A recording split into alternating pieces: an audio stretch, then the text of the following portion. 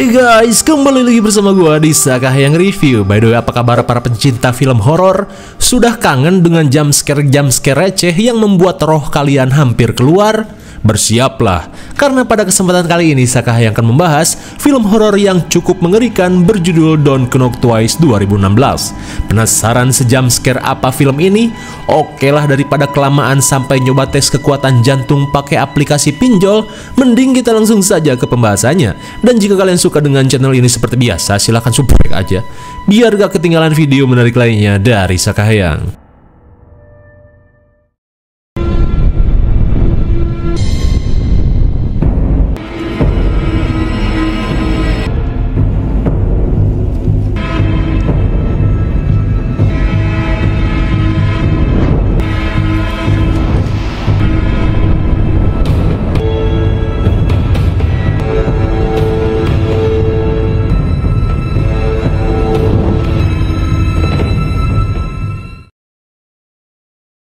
Film ini diawali dengan diperlihatkannya pasutri bernama Ben dan Jess yang mendatangi sebuah panti bernama Ojon's Orphan Care, di mana mereka yang sudah kaya berencana untuk membawa kembali putrinya setelah 9 tahun dititipkan di panti ini. Dengan perasaan was-was, Jess harap-harap cemas saat menunggu kedatangan putrinya.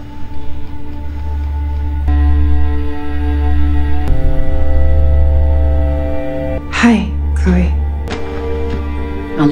Antara pangling dan sedikit malu, Jess pun terkesima saat melihat putri kandungnya yang bernama Chloe kini sudah beranjak dewasa. Namun jelas saja, Chloe yang merasa kecewa pada ibunya meminta Jess untuk jangan pernah menemuinya lagi. Terlebih ia sudah muak dengan Jess yang tega menitipkannya di panti asuhan sejak umurnya 8 tahun.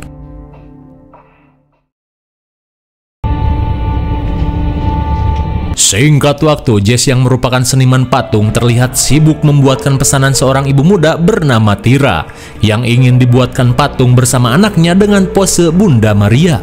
Di tengah kesibukannya, Ben tiba-tiba datang dan mengajak Jess untuk pergi makan malam.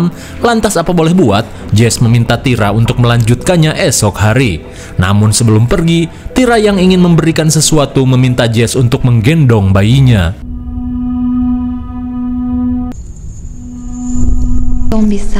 Rupanya Tira memberikan sebuah kalung bermotif mata dajjal yang cenah dipercaya sebagai jimat. Lantas Tira pun pamit untuk pulang. Di malam harinya, scene beralih pada Chloe yang sedang mojok bersama cem-cemannya yang bernama Brody, sambil menggambari perban Brody yang mengalami patah tulang akibat terjatuh ketika melakukan atraksi memutar wahana ombak banyu di pasar malam. Di tengah keromantisan, Brody yang mengetahui gosip horor mengajak Chloe ke suatu tempat. Selang beberapa saat, Brody mengajak Chloe ke sebuah rumah tua terbengkalai, di mana cenah rumah ini milik seorang nenek-nenek bernama Mary yang dirumorkan adalah seorang penyihir yang sering memberi makan sesosok iblis. Dan katanya siapa saja yang mengetuk pintu rumah Mary sebanyak 2 kali, niscaya ia akan didatangi sosok iblis cungkring. Akan tetapi, Brody yang tidak percaya dan lebih ke so asik, tiba-tiba mengajak Chloe untuk mengetuk pintu tersebut.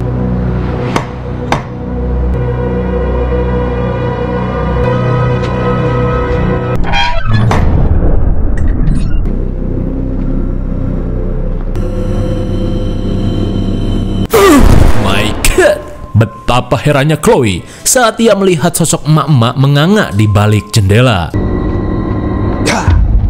Setelah membuat Chloe kaget, Brody mengajak Chloe untuk segera pulang.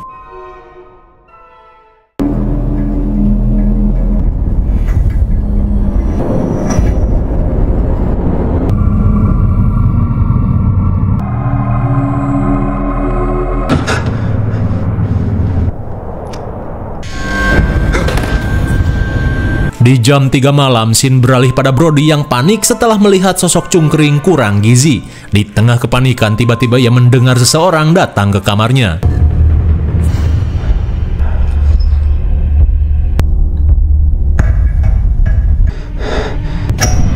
Kepanikan Brody semakin menjadi saat ia melihat sosok cungkring itu berpose di lorong kamarnya.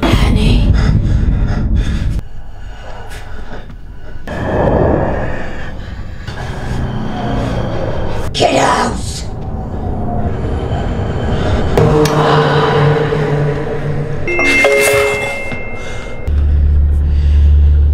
Setelah melihat penampakan-penampakan mengerikan, Brody sedikit merasa lega setelah mendapat video call dari Chloe.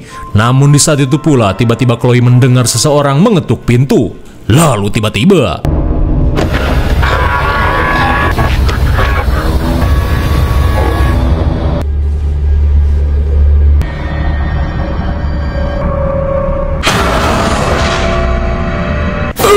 my god! Sontak Chloe pun syok parah setelah Brody tiba-tiba menghilang. Lalu ia melihat sosok emak-emak goreng patut muncul di hadapannya. Di keesokan harinya, Chloe pun khawatir saat nomor Brody tak bisa dihubungi.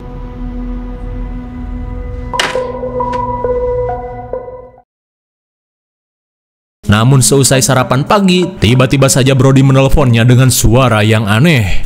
Danny.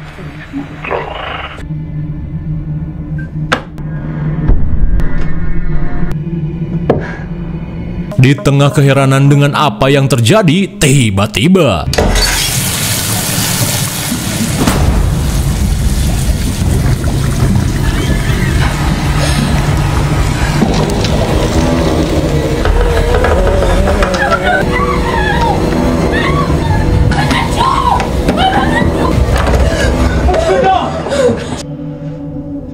sontak Kang Ujang selaku petugas panti merasa heran dengan tingkah laku Chloe yang aneh. Singkat waktu, malam pun poek. Scene beralih pada Jess dan Ben yang terbangun setelah mendengar kedatangan seseorang. Jelas saja mereka pun panik, terlebih kini mereka sudah terkenal sebagai orang kaya alias OKB. Lantas Ben yang panik membawa sepatu bot untuk dijadikan senjata. Rupanya orang itu adalah Chloe yang tiba-tiba datang malam-malam. Sesaat kemudian, Jess pun senang dengan kedatangan Chloe meskipun malam-malam. Begitu pula dengan Ben, namun karena besok ada meeting, Ben pun memutuskan untuk tidur duluan.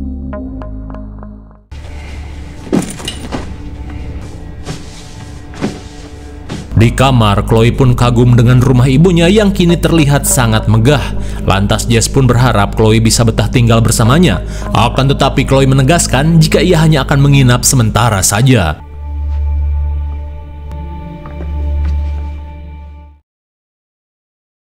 Di keesokan harinya, Chloe pun heran saat mendengar Jess dan Ben sedang cekcok. Rupanya Jess merasa kesal dengan Ben yang akhir-akhir ini jarang di rumah. Namun Ben berkata jika ini merupakan tanggung jawabnya setelah diangkat menjadi CEO di salah satu cabang Ojon's Company.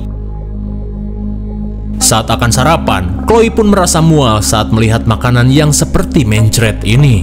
Lantas, Jess yang berusaha dekat dengan Chloe mengajaknya untuk melihat beberapa karya patungnya jika Chloe berkenan.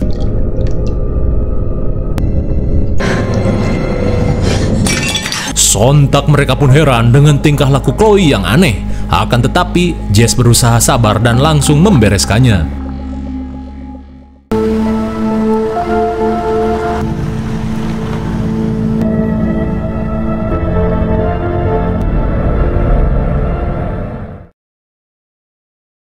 Singkat waktu, malam pun kembali poek. Saat Jess akan tidur, tiba-tiba ia heran saat mendengar suara tangisan yang begitu pilu. Chloe?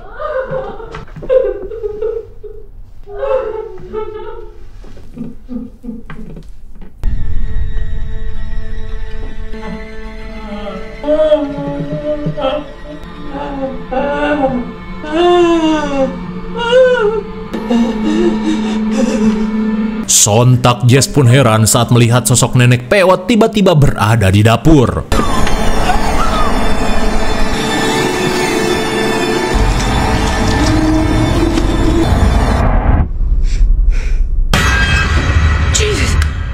Oh, rupanya semua itu hanyalah mimpi buruk. Di saat itu pula, Chloe pun menanyakan mimpi apa yang dialami Jess sampai-sampai ia berteriak seperti itu. Lantas Jess berkata, jika barusan ia bermimpi seorang nenek-nenek menangis dan mendiskon umur tepat di hadapannya. Mendengar hal itu, Chloe yang akhir-akhir ini mendapat teror merasa jika sosok itu merupakan Mary yang dikenal sebagai seorang penyihir. Karena tempo hari, ia bersama Brody nekat mengetuk pintu rumahnya hingga mengakibatkan Brody hilang secara misterius. Dan kini Chloe merasa jika sosok Mary akan membawanya. Mendengar hal itu, Jess berusaha menenangkan putrinya ini dan mengatakan jika semua itu hanyalah mitos semata. Di keesokan harinya, Jess kembali melanjutkan proyek pembuatan patung bersama Tira dan juga anaknya. Hingga saat Chloe datang, tiba-tiba saja Tira merasa ketakutan dan memutuskan untuk segera pulang. I think I have to go. Di luar, Jess pun menanyakan apa yang sebenarnya terjadi. Lantas Tira berkata jika saat ini dirinya melihat energi kegelapan yang jahat menyelimuti tubuh Chloe.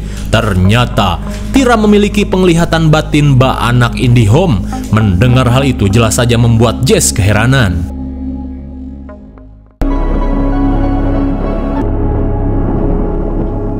Di siang harinya, Jess pun heran saat mendengar Chloe mengobrol dengan seseorang. Are you okay? This is Detective Wardman.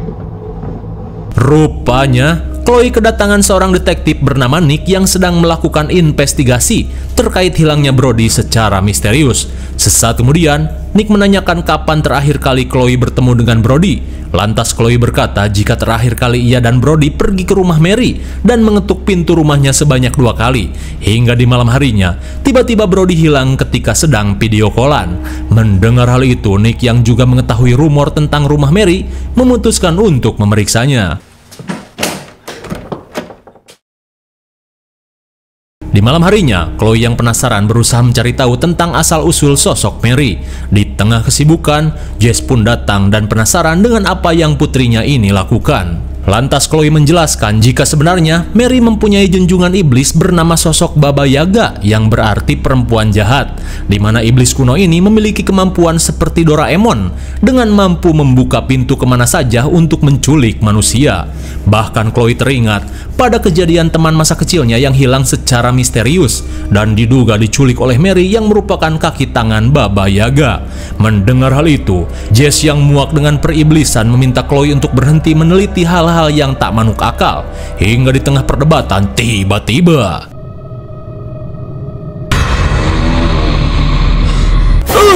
my god! Sontak Chloe pun merasa ngeri saat melihat sosok cungkring Baba Yaga yang sedang mengintai di alam cermin. Singkat waktu, terlihat Chloe membantu memindahkan beberapa paket COD milik Jess. Sementara itu, Jess sedang mengobrol dengan pengurus panti yang datang untuk melihat keadaan Chloe saat ini.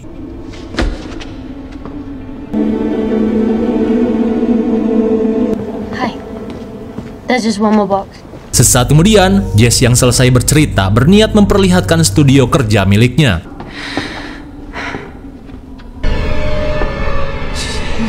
Sontak Jess pun syok parah saat melihat studionya berantakan bak diacak-acak preman berseragam. Melihat orang terakhir yang masuk adalah Chloe, Jess malah menuduhnya. Mendengar hal itu, sontak Chloe pun kecewa dengan Jess yang tak mempercayainya. Namun bisa kita lihat, di lantai studio terdapat tulisan dari darah yang mengatakan jika dia adalah milikku.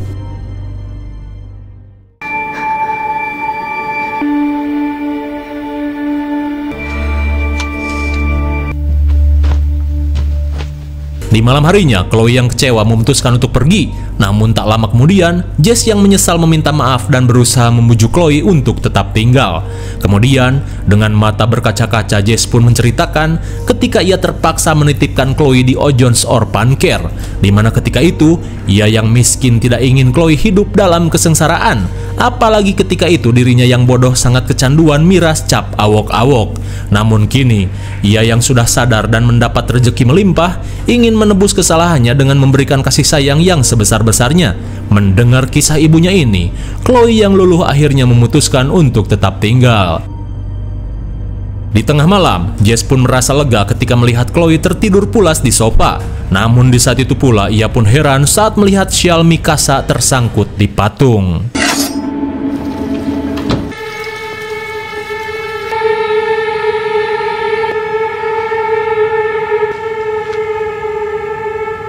Sontak Jess merasa aneh dengan lampu rumah yang tiba-tiba mati seperti kehabisan token.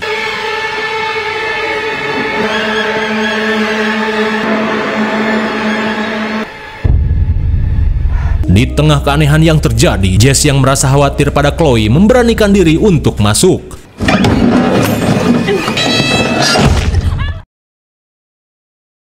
Sementara di dalam rumah, Chloe yang terbangun heran setelah mendengar suara gaduh dari lantai atas. Takut terjadi sesuatu pada Jess, Chloe pun berniat mengeceknya. Jess? Jess? Di tengah pencarian terlihat sosok Mary terus mengintai Chloe.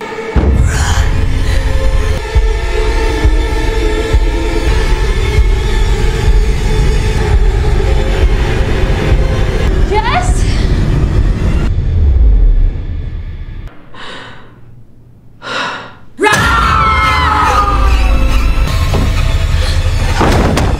Sungguh good boy. Setelah merasakan jumpscare ekstrim, Chloe yang bersembunyi kembali mendapat teror mengerikan.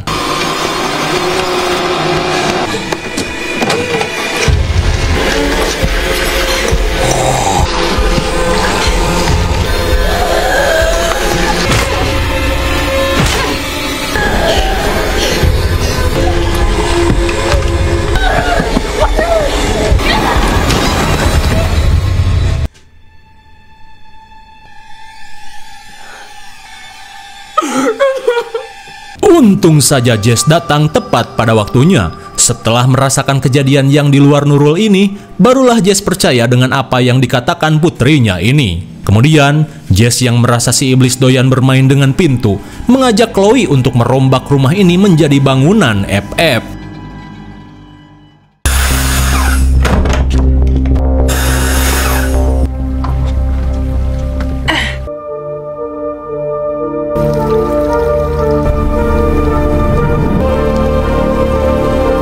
Akhirnya, Jess pun meredokan rumahnya tanpa pintu dengan harapan si iblis tidak punya arena untuk beraksi. Singkat waktu, mereka yang kebingungan akhirnya menemui Tira si ibu IndiHome. Sambil memberikan gambar hasil pencarian Chloe, mereka pun meminta cara untuk menghentikan teror Mary dan juga junjungannya, yaitu Baba Yaga. Sontak Mary membantah cerita hoak yang Chloe dapat dari internet itu, karena sebenarnya Mary hanyalah sosok wanita yang terfitnah telah menculik seorang bocah. Hingga Mary yang mendapat persekusi akhirnya modar mendiskon umur. Dan mungkin saja teror yang dialami Chloe merupakan kekesalan arwah Mary yang dikait-kaitkan dengan iblis Baba Yaga. Lantas, Jess diminta untuk lebih peka karena biasanya Mary akan memberikan petunjuk siapa dalang di balik semua ini. Hingga setelah mengobrol, sontak Jess pun heran dengan Chloe yang pergi entah kemana.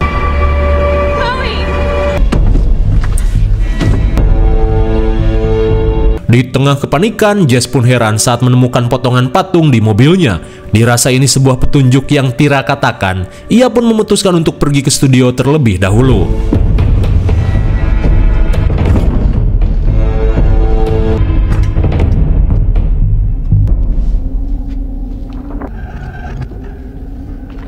Sesampainya di studio, sontak Jess pun heran saat melihat kain merah yang menutupi patung buatannya. Lalu, ia pun menemukan sebuah kotak misterius. Dan setelah dicek, rupanya kotak ini berisi kasus penculikan seorang bocil bernama Michael. Tak cuma itu, ia pun menemukan biodata seorang nenek-nenek bernama Mary yang diduga merupakan si penculik.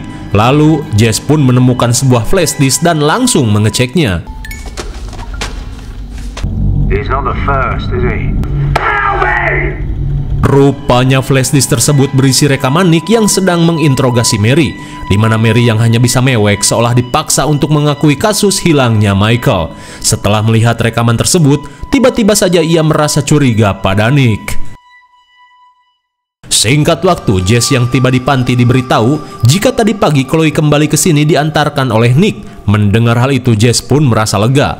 Hingga di tengah perbincangan, tiba-tiba ia melihat foto-foto kedekatan Nick dengan anak-anak panti, di mana salah satunya Nick sangat dekat dengan si bocil Michael yang hilang 9 tahun lalu. Lantas Jess diberitahu jika sebenarnya Nick merupakan sukarelawan di tempat ini dan mereka sangat dekat dengan semua anak panti. Dirasa dugaan semakin kuat, Jess pun bergegas mencari Chloe untuk mengungkap misteri ini.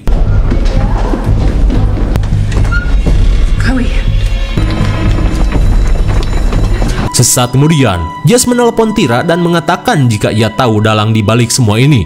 Mendengar hal itu, Tira meminta Jess untuk kembali menemuinya di taman. Namun di saat itu pula, sesuatu yang aneh kembali terjadi.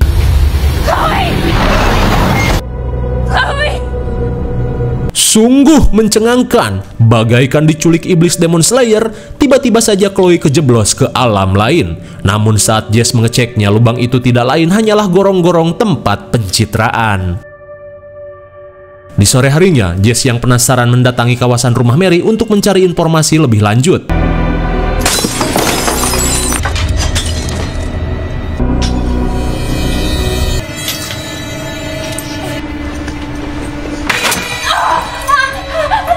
Suwe sekali, Jess yang menyelinap malah menyicipi ngilunya paku usuk 12 di cekernya. Hingga di tengah rasa nyut-nyutan ekstrim, pihak kepolisian tiba-tiba berdatangan dan menangkap Jess. Rupanya, Nick tidak memperbolehkan siapapun untuk masuk ke rumah ini selama proses penyidikan. Lalu saat akan dibawa ke polsek, Jess yang teringat dengan teror sosok Mary berniat melakukan sesuatu.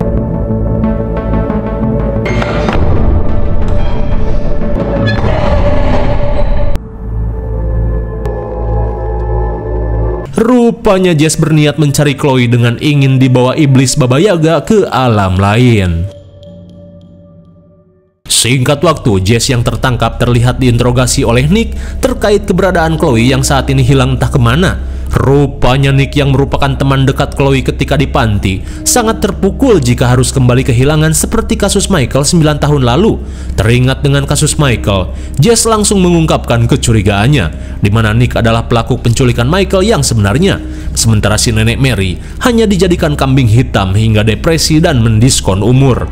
Mendengar nama Mary, Nick yang seolah menaruh dendam berkata jika Mary pantas mendapatkannya. Melihat gelagat Nick, Jess pun semakin yakin dengan kecurigaannya.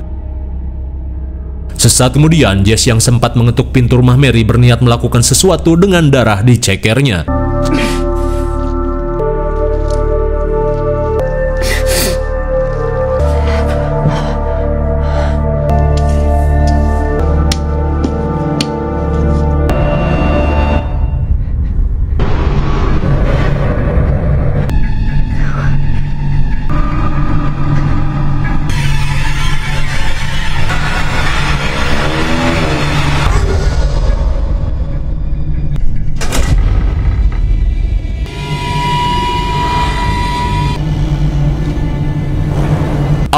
Akhirnya Jess pun berhasil masuk ke alam lain. Sementara itu, Nick pun heran dengan lampu yang kedap-kedip di ruang penahanan. Sontak Nick pun merasa aneh dengan Jess yang tiba-tiba hilang entah kemana. Kembali pada Jess yang apruk-aprukan di alam lain.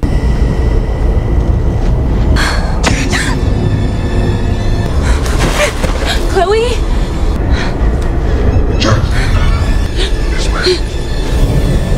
Di tengah keheranan, tiba-tiba saja sosok Brody muncul dan berniat menunjukkan sesuatu.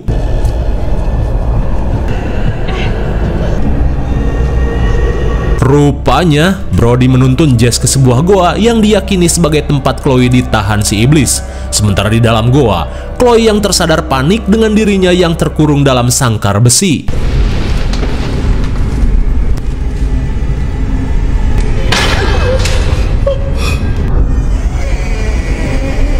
Dan betapa syoknya Chloe saat ia melihat teman masa kecilnya yaitu Michael di tempat ini. Rupanya tempat ini seolah tidak terpengaruh oleh waktu karena Michael masih dalam keadaan bocil sejak diculik 9 tahun lalu. Dan kini, karena si iblis sudah mendapatkan Chloe, ia pun langsung memakan Michael hidup-hidup. Sesaat kemudian, Jess yang baru tiba akhirnya menemukan keberadaan Chloe.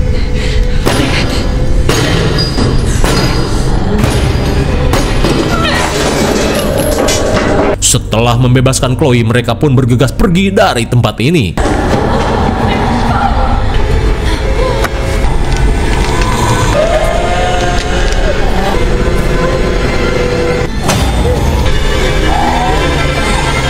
Sementara di alam nyata, Nick yang penasaran akhirnya pergi ke rumah Mary sendirian.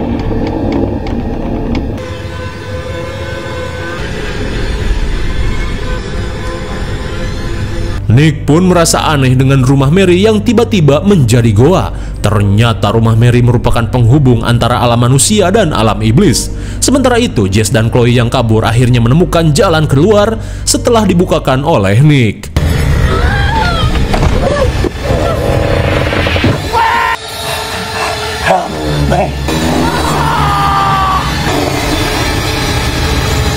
Saat mereka berhasil keluar, Jess seolah merasa puas ketika melihat Nick digondol si iblis Baba Yaga.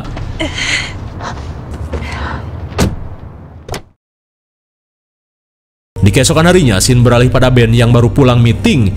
Ia pun heran dengan keadaan rumah yang berantakan dan tak memiliki pintu seperti FF. Namun di saat itu pula, sosok misterius terlihat sudah menunggu kedatangan Ben. Kira-kira siapakah sosok itu? Singkat waktu, Jess dan Chloe yang baru tiba merasa jika Ben sudah pulang saat melihat kopernya.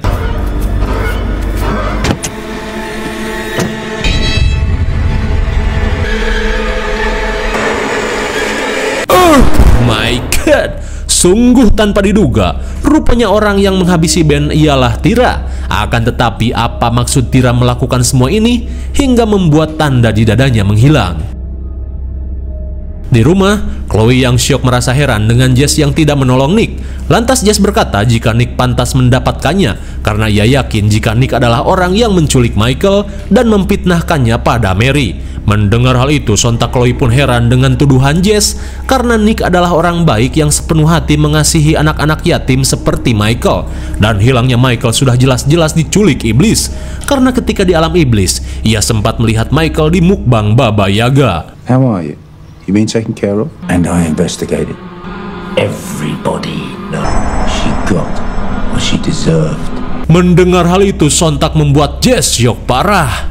Kemudian Chloe menegaskan jika Mary memanglah budak iblis, di mana menurut penelitiannya ada dua cara untuk membebaskan diri dari kekangan si iblis, yaitu cara pertama mendiskon usia, atau cara kedua dengan membuat si target melakukan kejahatan sambil menggunakan kalung khusus berbentuk mata Dajjal. It's not a Baba Yaga haunting.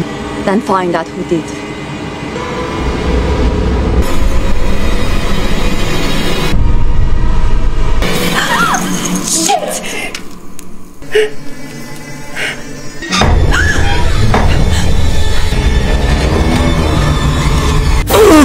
My God, rupanya selama ini Tira adalah budak iblis yang ingin terbebas. Ia pun menipu Jess untuk memindahkan kutukannya pada Jess. Dan kini Jess yang tertipu akhirnya menjadi budak iblis Baba Yaga setelah dirinya dengan sadar membiarkan Nick mati dengan perasaan puas. Lalu film pun sudah berakhir. Bagaimana? Film yang mengerikan bukan? Intinya seperti itu. Diceritakan Mary dan Tira adalah budak iblis Baba Yaga yang akan terikat seumur hidupnya dengan harus memberi makan korban pada si iblis. Namun Mary yang sudah lelah akhirnya pensiun dengan mendiskon usia. Sedangkan Tira yang sudah mempunyai anak harus memutar otak untuk menghilangkan kutukannya. Dan seperti yang kita tahu, Jess diperalat hingga menjadi budak iblis pengganti dirinya. IMDb untuk film ini adalah 5,1 dan menurut Sakayang cocok diberi nilai 5,7. Mungkin segini saja review dan pembahasan film Don't Knock Twice 2016. Jangan lupa like, share, dan subscribe supaya kalian tidak ketinggalan jika ada video menarik lainnya dari Sakayang. Thanks for watching and see you on next video. Bye bye.